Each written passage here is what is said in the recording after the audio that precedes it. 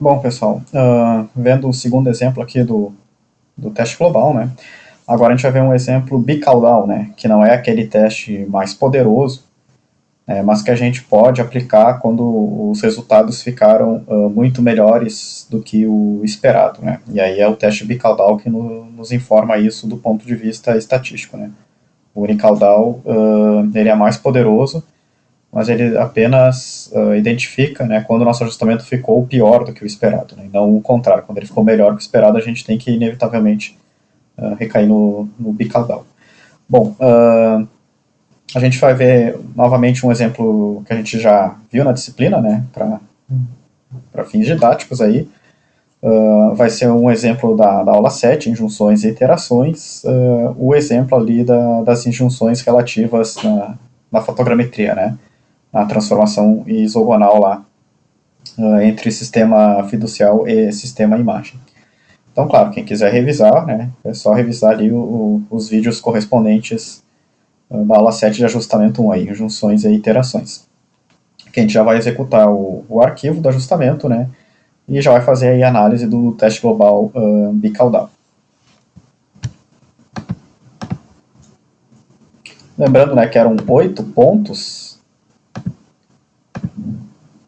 no sistema fiducial e no sistema imagem ali, né, os pontos de referência, o controle, enfim, da transformação. Então, primeiramente aqui, a gente tem os resíduos e os sigmas, né, dos pontos, né, desses 8 pontos, ou seja, dessas 16 coordenadas, né, coordenadas x e y, x e yzinho, sistema fiducial. Aqui estão apresentadas já em centésimo de milímetros. Por quê? Porque a gente assumiu um desvio padrão ali de 0,02 milímetros, né? Então, 2 centésimos de milímetro. Então, tanto os resíduos, né, quanto os sigmas para essas coordenadas, né, no sistema fiducial dos 8 pontos, né, as coordenadas x e y do primeiro, x e y do segundo, x e y do terceiro, assim por diante, apresentados aqui já no centésimo do milímetro. E aí a gente nota, né, que de fato, né, a gente não tem aqui nenhum resíduo aqui, né, que seja da ordem nem mesmo de 1 centésimo de milímetro, né? Então estão todos eles aí abaixo do centésimo do milímetro. Então estão lá no milésimo do milímetro, né? Enquanto que o resíduo esperado era 2 centésimos de milímetro. Então aqui a gente vê que o ajustamento está melhor do que o esperado, né? Os resíduos estão muito menores do que deveriam no sistema fiducial. E no sistema imagem, a mesma coisa, né? A gente assumiu ali um desvio padrão de 1 pixel, né? Então, para as fotocoordenadas ali no sistema imagem, né? Linhas e colunas, enfim. E após o ajustamento aqui, a gente lembra, né, que a gente fez por injunção relativa, né? Então, elas também foram ajustadas. Os resíduos estão aí também, né? Então, no máximo aqui, né? Estão na ordem aí de 1 pixel, mas em geral estão inferiores a 1 pixel também, né? Então, ali tem até resíduos aí inferior, na ordem ali do centésimo de pixel, né? Inferior ao décimo de pixel. Então, também, desvio padrão esperado ali, definido 1 pixel, resíduos aí, em geral, muito menores do que 1 pixel. Então, os resultados ficaram melhores do que esperado em ambos os sistemas. Fazendo o teste global bicaudal, né?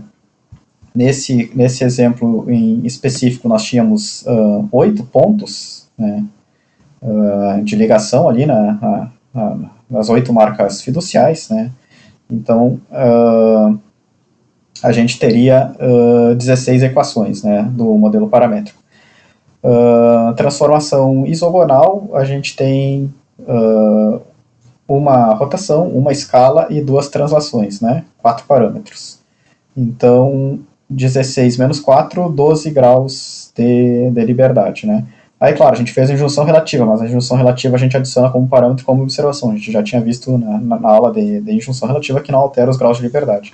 Então, nesse caso, nós temos aí n menos u, temos 12 graus de liberdade, tá? Definindo um nível de significância de 5% para o teste global, aí, o valor mais usual encontrado na literatura, né? Na distribuição Q quadrado, então, pelo teste bicaudal, né, 12 graus de liberdade, o meu valor crítico inferior seria 4,4 e o meu valor crítico superior, né, então esse aqui seria o valor crítico à esquerda, né, da cauda à esquerda, e aqui seria o valor crítico da cauda à direita, né, o limite superior, 23,33. Então, ou seja, né, minha estatística de teste T de Q deveria cair dentro desse intervalo, né, entre 4,4 até 23,33. Se for menor que 4,4, o ajustamento ficou melhor do que deveria, né, caiu ali à esquerda, né. Se for maior do que 23,33, ele ficou pior do que deveria, caiu à direita aí nesse teste bicaudal. Nesse exemplo em específico, então, o nível de significância de 5%, né, a nossa estatística de teste T de Q, soma ponderada do quadrado dos resíduos, deu 3,9. Tá? Ou seja, né, menor que o valor crítico inferior aqui do teste bicaudal. Né? Então, ou seja, o ajustamento falhou, né, falhou ali à esquerda da curva, né, e então nossos resíduos estão, de fato, né, como a gente já pôde constatar numa análise prévia, nossos resíduos estão melhores do que o esperado. Tá? Só para ter referência, né, o nosso fator de variância posteriori deu 0,33, arredondando, né, extraindo a raiz quadrada dele, temos 0,57, né, então nossos resíduos, né, estão aí da ordem de 0,57 vezes o esperado, menores do que o esperado. Né? Se a gente fosse, a grosso modo, né, arredondar para 0,5, né, então teriam, de forma geral, né, pegando todo o nosso ajustamento e trabalhando com um único valor de referência, nossos resíduos estariam aí 2 vezes melhores do que o esperado, tá? A grosso modo. Bom, então, problemas no ajustamento. Ele não passou no teste global, no teste bicaudal, né? Então ele ficou melhor do que o esperado. Então, qual que é a possível causa aqui, né? Aí nesse caso, né, claro, né, isso poderia ocorrer quando são dados simulados, né, e eu estou ali forçando, né, o ajustamento. Eu já tenho uma referência ali, eu fiz um exemplo simulado, enfim, aí eu poderia ter ali resíduos praticamente nulos, né?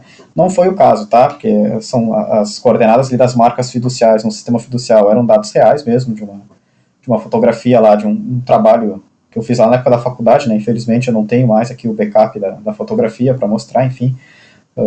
Mas eram coordenadas ali, né, no sistema fiducial conhecidas, e essas fotocoordenadas também foram de fato medidas ali, né, um software adequado ali para ter as suas posições e as colunas para poder fazer a transformação isogonal. Então eram dados reais, tá? O problema deve estar aqui no nosso modelo estocástico, né? Seja no sistema fiducial, seja no sistema imagem, seja em ambos, né?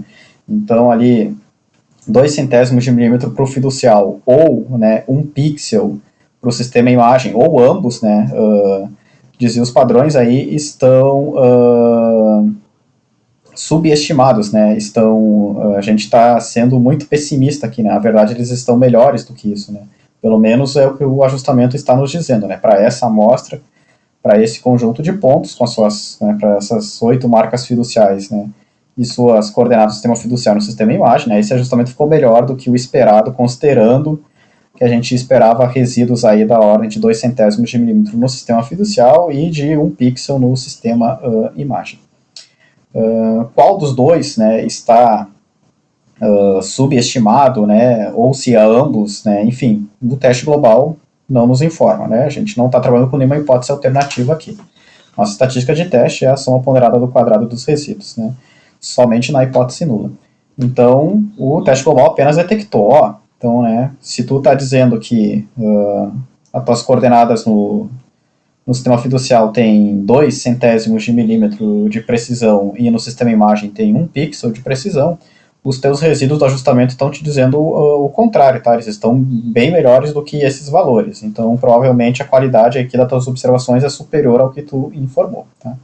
Então, novamente, né, uma ação corretiva. Nesse exemplo, não eram dados simulados, né? Enfim, eram dados reais mesmo, então acabou o ajustamento ficar melhor do que o esperado. Então, tanto o sistema fiducial quanto o sistema imagem ali poderiam ter as suas precisões melhoradas, né? Poderiam ter as suas variâncias reduzidas, né?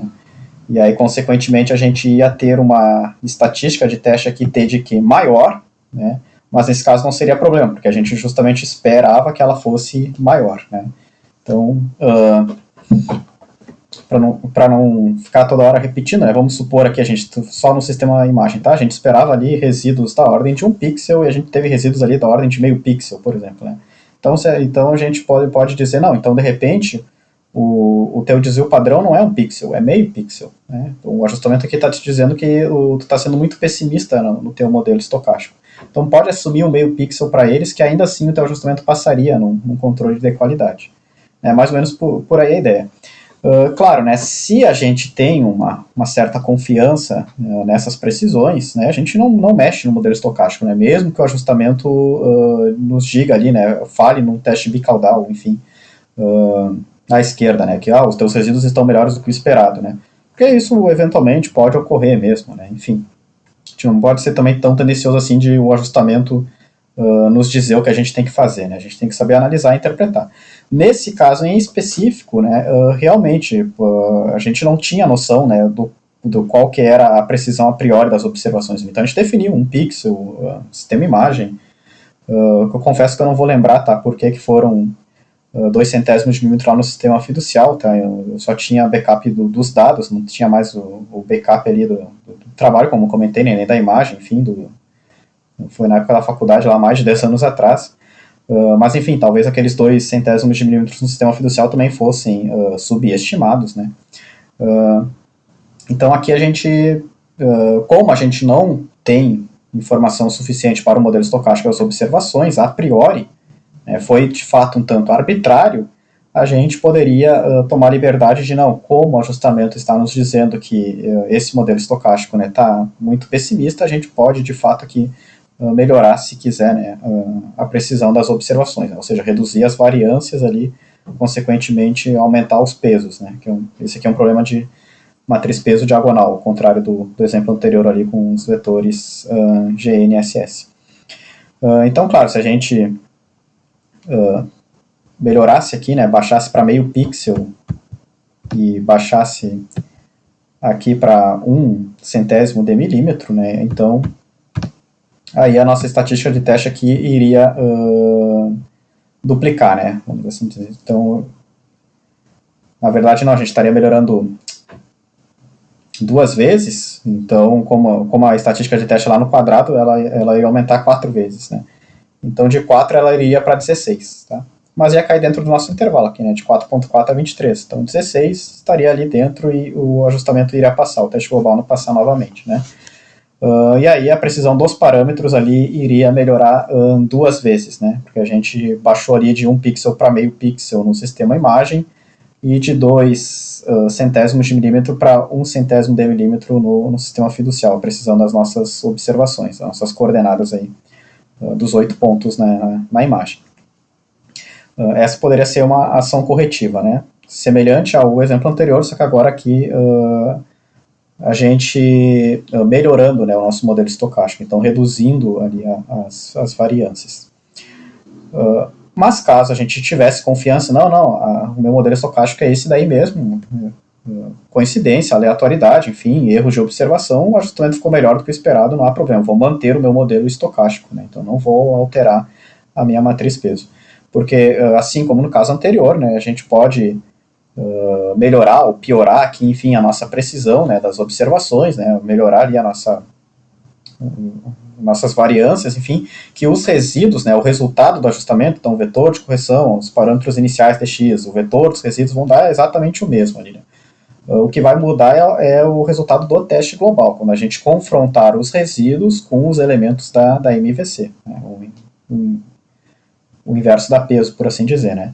Então, aí que entra a análise do ajustamento, tá? Mas o fato ali da gente piorar ou melhorar a nossa matriz de variância e covariância por um mesmo escalar, tá? Ele não afeta os resultados do ajustamento, tá? Então, quando eu falo resultados, eu digo resíduos e parâmetros ajustados, né? O que ele vai afetar é o teste global. E se a gente, aí sim, se a gente piorar ali a nossa MVC, em função ali do que o teste global está nos dizendo, ou melhorar a nossa MVC em função do que o teste global está nos dizendo, aí o que vai afetar vai ser ali as variâncias e covariâncias dos parâmetros e dos resíduos ajustados. Aí, de fato, os parâmetros vão ter uma pior precisão, uma melhor precisão, enfim, porque eu estou ali inflacionando ou deflacionando a variância ou covariância das observações.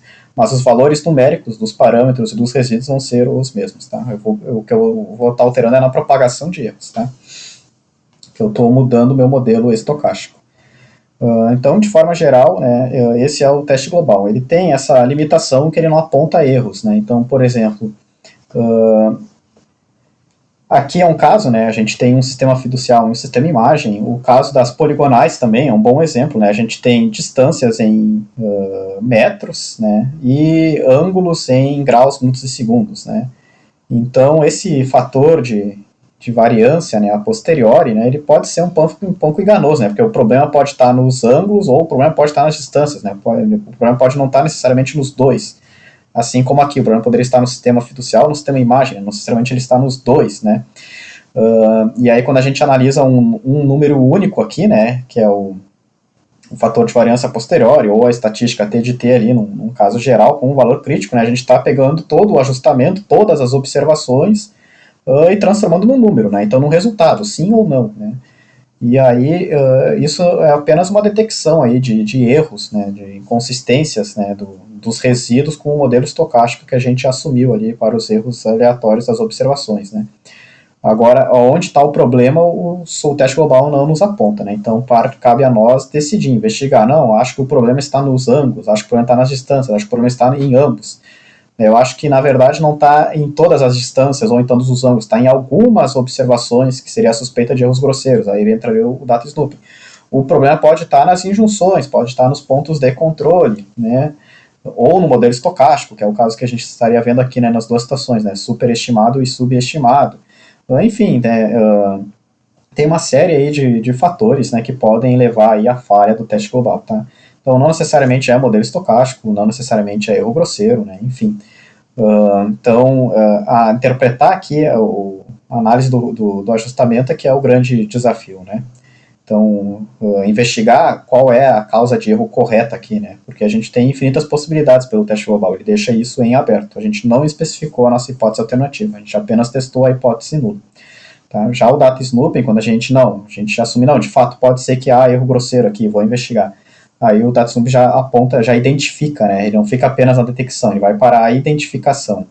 Né? Então ele consegue identificar quais são as observações suspeitas de estarem contaminadas por erros grosseiros. Se a gente fosse aplicar um outro teste que não data snooping, a gente poderia testar as injunções, né? Poderia verificar se o erro está nas injunções, fazer um outro tipo de teste estatístico focado nas injunções. Ou erros sistemáticos, né? Então, constante do prisma, etc., né? Que é o exemplo ali que a gente viu na aula teórica. Fazer um teste, construir um teste estatístico daquela família de testes gerais que eu apresentei da razão de verossimilhança, né, focado especificamente para a constante do prisma, para um erro sistemático. Fator de escala também, né, aqui não foi o caso, a gente já trabalhou com a isogonal. Aliás, inclusive, aqui poderia se aplicar, né, mas vamos botar um outro fator de escala aí, que aqui não seria o caso porque o ajustamento ficou melhor do que o esperado, mas se tivesse ficado pior do que o esperado. Não, então vamos botar mais um fator de escala, vamos transformar numa FIM aí, acrescentar também a questão da torção, né, ou só o fator de escala, enfim. Mas vamos adicionar mais parâmetros aí, né, e ver se os resultados, se os resíduos do ajustamento melhoram. Né. Então, todo esse tipo aí de ação corretiva, o que fazer, não é o teste que nos fornece, né, o teste apenas nos informa para essa hipótese nula, somente erros aleatórios nas observações, com distribuição normal e modelo estocástico definido, os teus resíduos foram esses, né? E aí, num teste estatístico na Q quadrado, né, isso é aceito ou não, né, ao nível da significância que tu estipulou. Aqui também, se a gente... Nossa estatística de teste calculada é 3.9, valor crítico inferior 4.4, né? Se a gente pudesse mudar ligeiramente o nosso nível de significância, talvez o ajustamento fosse aceito, né? Então, enfim... O que fazer com o resultado do teste é outra história, né? Aí cada caso é um caso e aí vale o conhecimento, a expertise do geodesista, né? Do profissional, enfim, no problema que ele está trabalhando, né? O teste global, né? Ele apenas detecta erros no ajustamento, né? Sim, o ajustamento é aceito, sim ou não, ao nível de significância que tu estipulou, considerando a normalidade dos dados. A MVC de entrada é aquela, né? A MVC conhecida, enfim, constando o valor crítico na distribuição Q quadrado, né, para esses parâmetros. O que ocasionou ali a falha do teste quando ele falha, né, então quando o ajustamento é rejeitado, quando a hipótese nula é rejeitada, injunções, erros grosseiros, modelo estocástico, modelo funcional, né, erros sistemáticos, enfim, aí é uma outra história, né, aí cabe a quem está analisando o problema ali investigar as possíveis causas, tá?